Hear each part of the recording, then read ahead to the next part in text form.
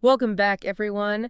Today we're diving into something that sounds like it's straight out of science fiction, terraforming. Yeah, We're talking about taking a planet like Mars and turning it into a second Earth.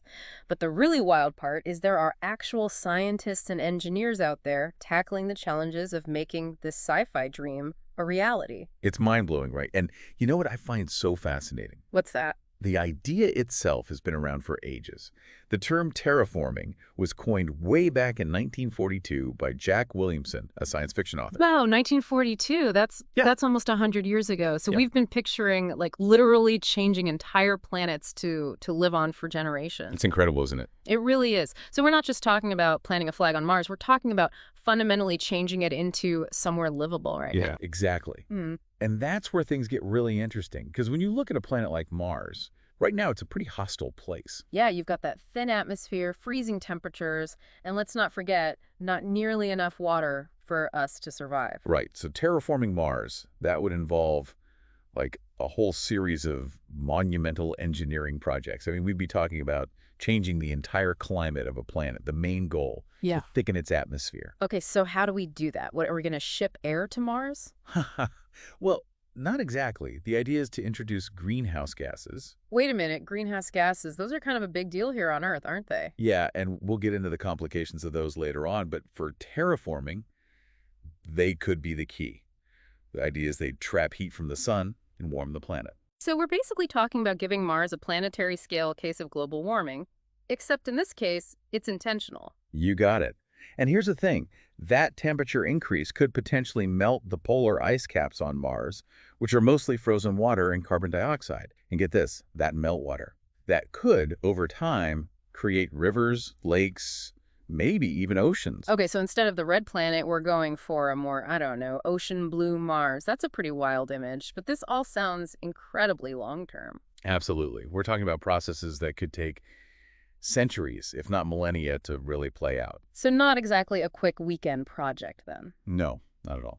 But let's talk about the why for a moment. I mean, why even attempt something this massive, this challenging? Our source material mentions some pretty serious concerns about the future of Earth. Yeah, things like overpopulation, resource depletion, Right. the big one, climate change. Right, like, are we really at the point where we're considering terraforming as an escape route from a dying planet? Well, the idea of Mars as a backup planet, Yeah. it definitely plays into those fears, doesn't it? Yeah, for sure. And while actually moving to Mars still seems kind of extreme, I mean, have you seen the housing prices up there?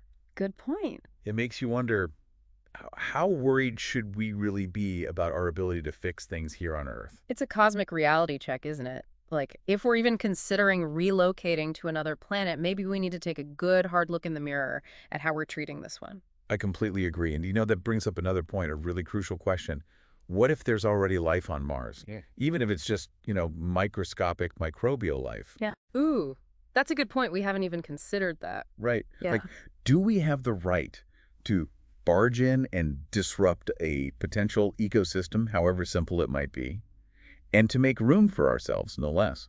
It's like terraforming Mars might sound like a way to fix a problem, or our problem, that is, but it could create a whole other set of dilemmas. Exactly. It really makes you think about the responsibility we have, and not just to our own species, but to potentially preserving life as we don't even know it yet. Now you're getting it.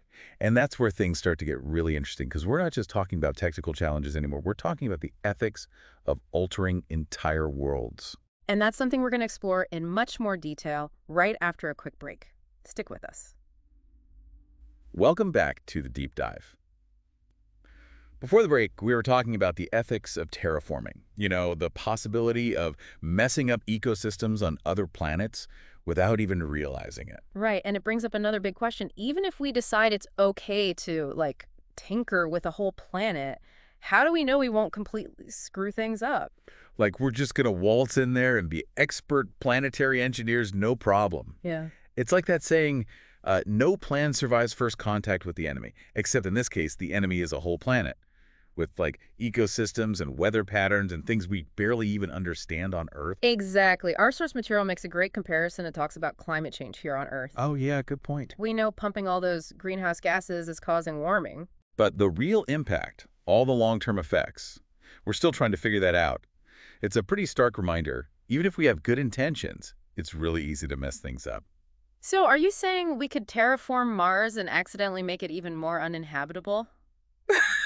Yikes, Yeah. that's, not great. Yeah, it's something we have to think about. Our source material mentions a big challenge with Mars specifically. It doesn't have a strong magnetic field like Earth. Okay, and remind me, why is that important again? I'm starting to think I should have paid more attention in my high school science classes. Well, that magnetic field, it's basically like a giant shield for Earth. It protects us from all the radiation that's constantly bombarding us from the sun. Ah, right, okay. Yeah. And without it, well, Mars is exposed to way more radiation than we are, radiation that would be really dangerous for humans. So if we wanted to live on Mars, we'd have to find a way to deal with that too, which is a huge challenge in and of itself. So let's say, hypothetically, we do all that. We fix the atmosphere, create bodies of water, figure out this whole radiation shield thing, Mars 2.0, it's ready to go. Who gets to live there? That is the million-dollar question, isn't it? Or actually, considering how much space travel costs, maybe the billion-dollar question. The source material points out, right now it's mostly national governments and these huge private companies running the show when it comes to space. So basically, the same groups that don't always have the best track record when it comes to equality and sharing resources fairly. Yeah, exactly. So it makes you wonder, who would really benefit from a terraformed planet? Yeah. Would we actually create a better, more equitable society? Or would it just be the same old power dynamics, but on a whole new planet? It's easy to picture, right? Mm. Mars becomes like the ultimate gated community for the ultra-rich, and everyone else is stuck dealing with whatever's left here on Earth. And that's not even the worst case scenario. Imagine those nations and corporations start competing, maybe even fighting, over these terraformed planets. Oh, great. So we'd just be exporting all our problems to space. Instead of fighting over oil fields, it would be oxygen factories on Mars. It's a scary thought, but it shows why we need to be having these discussions now, before we start terraforming anything. Right, because it's not just about the science, it's about the big picture stuff. Ethics, politics, the future of humanity. Kind of a lot to think about.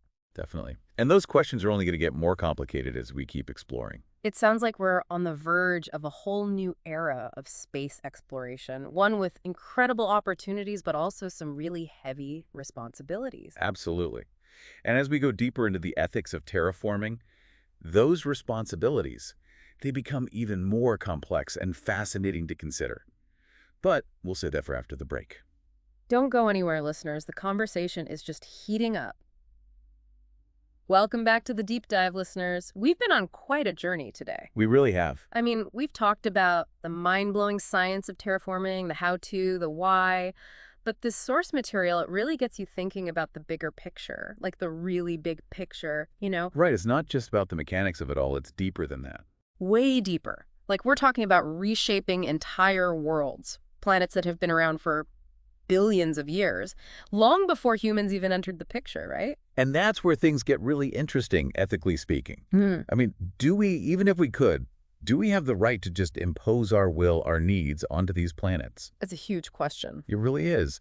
Should planets like Mars, Venus, even those fascinating moons we've discovered, should they be left alone?